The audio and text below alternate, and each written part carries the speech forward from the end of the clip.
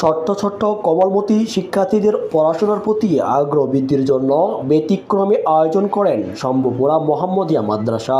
সোনারগাঁয়ের Shambhupura union Mohammadia মাদ্রাসায় শিক্ষার্থীদের মাঝে স্কুল ব্যাগ, খাতা, কলম, পেন্সিল সহ বিভিন্ন শিক্ষা উপকরণ বিতরণ করা হয়েছে।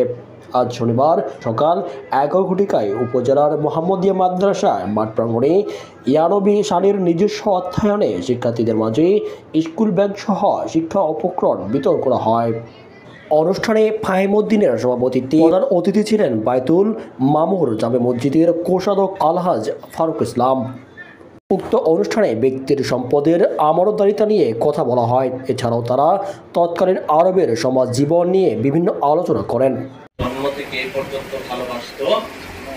একটা কথা চিন্তা করেন, আরবের মানুষ, মক্কার মানুষ, তাদের এত বড় বড় নেতা থাকতে, আত্মীয় স্বজন থাকতে, কখনো কোনো আমানত রাখতে হলে, আমাদের যদি আমানত রাখতে হয়, কারো যদি 1 কোটি টাকা থাকে, কারো যদি 100 ভরি স্বর্ণ থাকে, জাজিরাতুল আরবের নেতৃস্থানীয় ব্যক্তি, আপনারা এই জাজিরাতুল আরবের ক্ষমতাও পেয়ে যাবেন, আর বাহিরের মানুষ আপনাদেরকে অনুসরণ করবে। কাজ করতে পারে না, মাখন মাখনে আছে, পানি পানির জায়গায় আছে।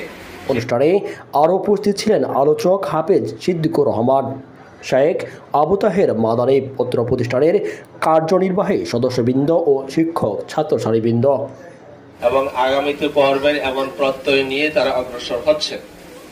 আমরা দোয়া করি আল্লাহ রাব্বুল আলামিন এই প্রতিষ্ঠান এবং প্রতিষ্ঠানের সাথে যারা সম্পৃক্ত আছেন, যারা এটাকে ভালোবাসেন, যারা ছেলে মেয়ে দিয়ে নিজের বৃন্দ সকলকে আন্তরিক মোবারকবাদ। আল্লাহ তাআলা আমাদেরকে দ্বীনের প্রতিষ্ঠানে দ্বীনের দুটো কথা শোনার তৌফিক দান করেছেন, আশার তৌফিক দিয়েছেন। এজন্য সকলে বলি আলহামদুলিল্লাহ।